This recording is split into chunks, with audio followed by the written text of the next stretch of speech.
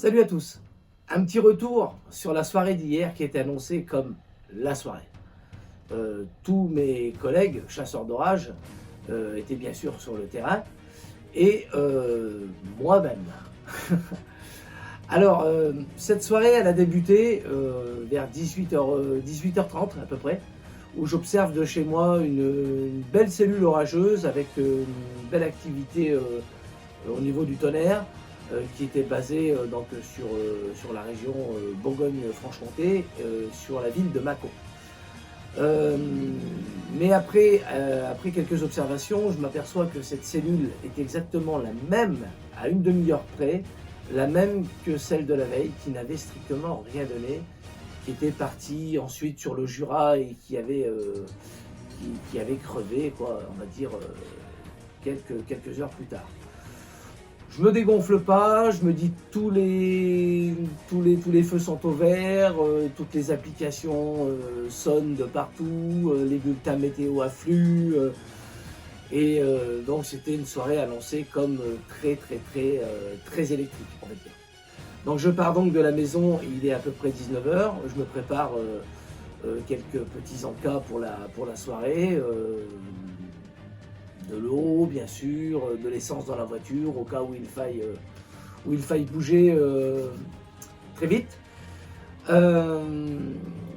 J'arrive donc sur les lieux, sur un spot que je connais très bien, qui est sur les hauteurs de Viré, entre Viré et Burgy, un super spot où d'un côté on a une vue pas trop mal dégagée sur l'ouest, donc on peut suivre un peu ce qui se passe au niveau de la remontée des cellules orageuses qui se trouvent sur Cluny et qui remontent en général sur Châlons ou Autun. Et puis de l'autre côté, il y a un belvédère où là j'ai une vue panoramique sur tout le Val de Saône, donc sur l'Ain, la Bresse, et avec bien sûr ces cellules orageuses qui peuvent très rarement, mais ça arrive, donc passer la Saône et se retrouver sur le département de l'Ain et remonter sur le Jura. Donc ce spot est pas mal parce qu'il y a le choix. Voilà.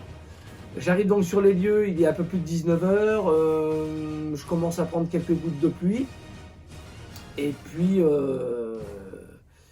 il ne se passe mais strictement rien du tout, rien du tout. Puis étant donné que je prends quelques gouttes de pluie, je me dis bon, si ça commence comme ça sert à rien de rester ici.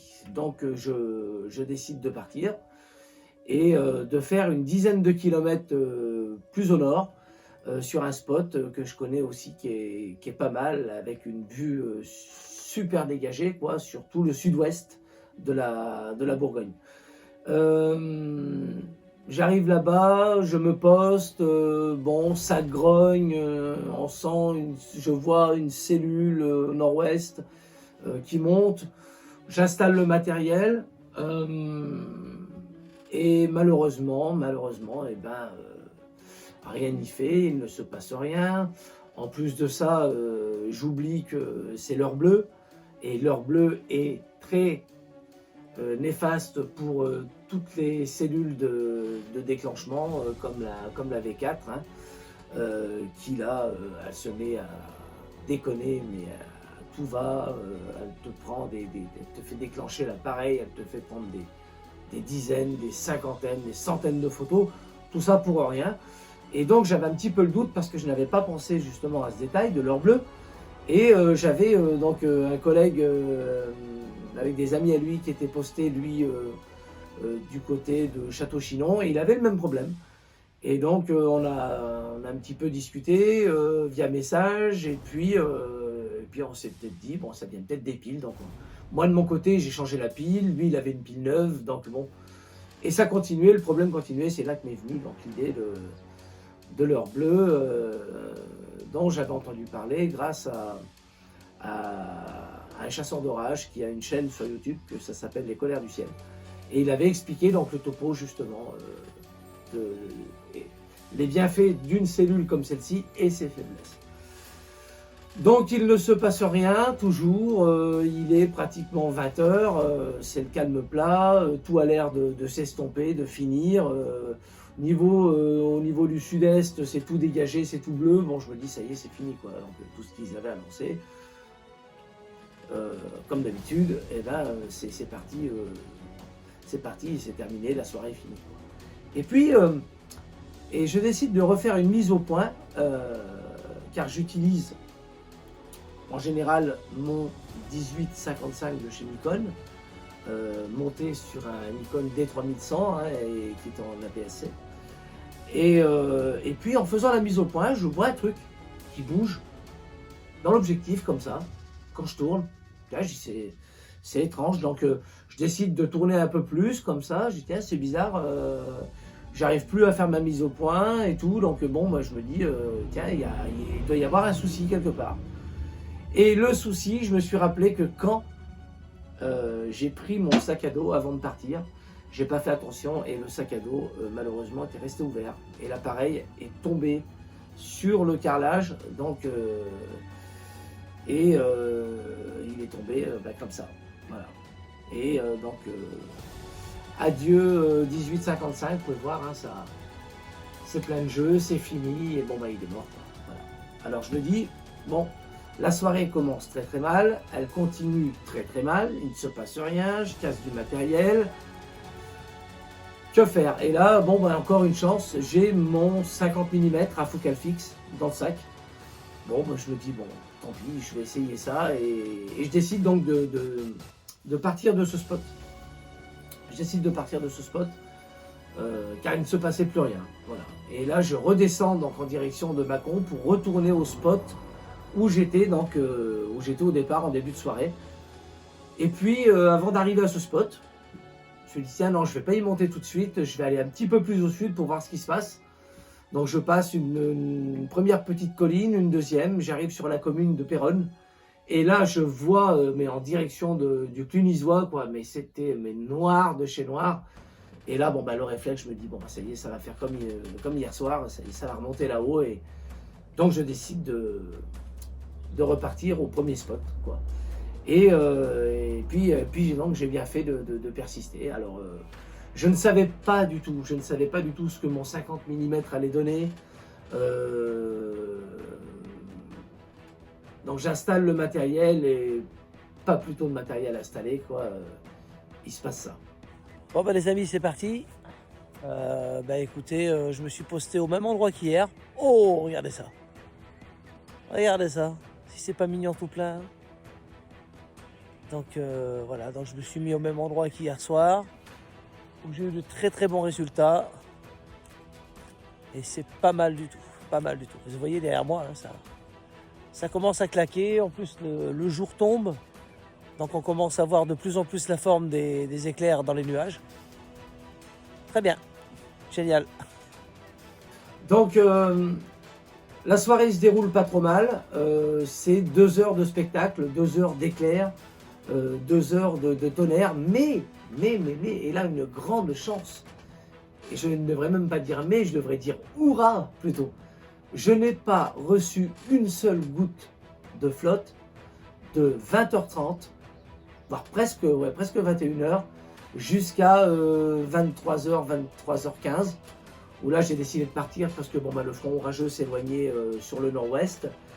Et on voyait bien qu'il ne me restait que des amas d'éclairs intranuageux, plus de spiders, plus de bâtons, plus de ramifiés. Bon, je me suis dit ça y est, c'est fini, donc la chasse se termine là. Et donc j'étais assez content finalement du résultat. Et une chose qui m'est arrivée donc, durant toute la captation donc, de toutes ces images, on parle quand même de plus de 400 clichés. Bon, sur 400, attention, c'est pas 400 photos réussies, hein, car la cellule V4 déclenche quand même pas mal au moindre phénomène lumineux qui n'est pas normal. Et donc il y a beaucoup de photos, bien sûr, que je n'ai pas retenues. Mais il m'arrive une chose, c'est quand je vois l'appareil déclencher. Bon, en début de soirée, c'est des rafales de 2-3 photos. Je me dis, oh là là, je n'ai qu'une carte de 4 Go. Est-ce qu'au moment où ça va être vraiment le coup de feu, je vais avoir assez de place dans la carte. Alors, je décide de faire une pause au moment d'une légère accalmie de 5-10 minutes. où il ne se passe plus grand-chose. Et je décide donc de retirer la carte mémoire donc, du boîtier et de finalement transférer mes photos dans mon iPhone, avec lequel je me filme actuellement, grâce à ce petit accessoire. Voilà. Donc on vient glisser la carte mémoire ici, on met sur l'iPhone, on transfère toutes les photos sans qu'elles soient altérées, hein, que ce soit du RAW ou du JPEG. Il n'y a aucune altération au niveau de la photo. Donc j'ai tout transféré, ça m'a permis de vider ma carte mémoire, de la remettre ensuite dans le boîtier et de reprendre donc ma séance de clichés d'éclair. Voilà. Une chose dont je voulais vous parler. Alors, niveau du matériel, je vous ai parlé de mon 50 mm. Voilà. Où j'avais des doutes. Je me suis dit, mais qu'est-ce que ça va donner? Parce que étant donné que je suis sur monture APS-C, 50 mm, si on fait le calcul multiplicateur, ça me fait une focale de environ 75 mm. Ça veut dire qu'en vérité, ce qui est un 50 mm a une focale de 75. Donc beaucoup plus resserré qu'un 50 mm en plat format, comme on peut avoir sur Nikon ou les derniers modèles sortis de chez de chez Canon. Donc j'avais le doute sur ce petit machin là, et il m'a donné un résultat extraordinaire. C'est une focale fixe, donc pour la mise au point, c'est quand même assez pratique parce que quand on a des zooms comme ça, c'est vrai que bon, j'ai vu beaucoup de photos mises sur les réseaux, sur internet ou sur smartphone, sur petits écrans, jusque on va dire sur tablette, sur iPad. Les photos mises sur les réseaux, c'est vrai, sont au premier abord, c'est super, elles sont pas mal. Et j'ai eu la même expérience donc avec la chasse d'avant-hier, où j'avais fait une mise au point à l'infini, etc. Mais quand la nuit tombe, faire sa mise au point à l'infini, c'est très compliqué. Donc on se retrouve malheureusement avec des photos qui pixelisent beaucoup dès l'instant qu'on va les zoomer. Et puis donc ce qu'on croit sur smartphone, c'est vrai, les photos c'est un petit écran, donc ça pixelise pas beaucoup. Et là on a quand même des photos qui sont pas mal. Mais dès l'instant qu'on veut les passer, ne serait-ce que sur un ordinateur, et bien tout de suite, bon bah voilà, c'est pas terrible. Il y a du flou, il y a du grain, etc. Tout ça, bon bah à cause parce qu'il faut jouer avec donc la mise au point, avec la vitesse d'obturation, avec l'ouverture du diaphragme, etc. Donc je pense qu'à l'avenir, je vais opter pour un 35 mm qui lui, avec donc l'effet multiplicateur par rapport au capteur APS-C, va me faire un 52 mm. Donc avec un 35, j'aurai la même capacité qu'un 50 mm sur un plat format, à quelque chose près. Hein. Mais je pense maintenant pour mes prochaines chasses à l'orage, utiliser vraiment ce petit objectif, ce petit machin là qui ne paye pas de mine et qui a un rendement et un rendu extraordinaire. Voilà.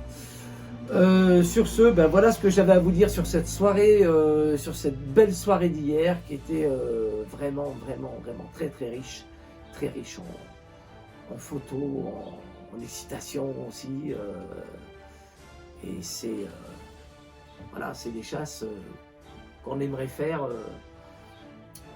tous les soirs, si ce serait possible. Voilà. Une petite pensée pour les gens quand même, parce que nous on prend du plaisir, c'est vrai, à faire des photos, à faire des vidéos d'éclairs, mais une petite pensée pour les gens qui malheureusement, eux, n'ont pas cette passion et qui se sont retrouvés sous de gros dégâts hier et avant-hier. Donc une petite pensée pour eux, désolé, nous on aime ça, et puis pour les gens qui sont pris sous les intempéries et où il y a du dégât, une petite pensée pour eux, voilà. En attendant, je vous laisse, je vous souhaite à tous de très bonnes photos, si vous êtes photographe, si vous êtes vidéaste aussi d'orage. Voilà, à très bientôt pour de prochaines aventures sur la chaîne Caprice de la Nature. sur Facebook, sur Instagram. Si la vidéo vous a plu, un petit pouce bleu, un partage, c'est bon pour le référencement sur les vidéos sur YouTube. Et puis je vous dis à très bientôt. Ciao.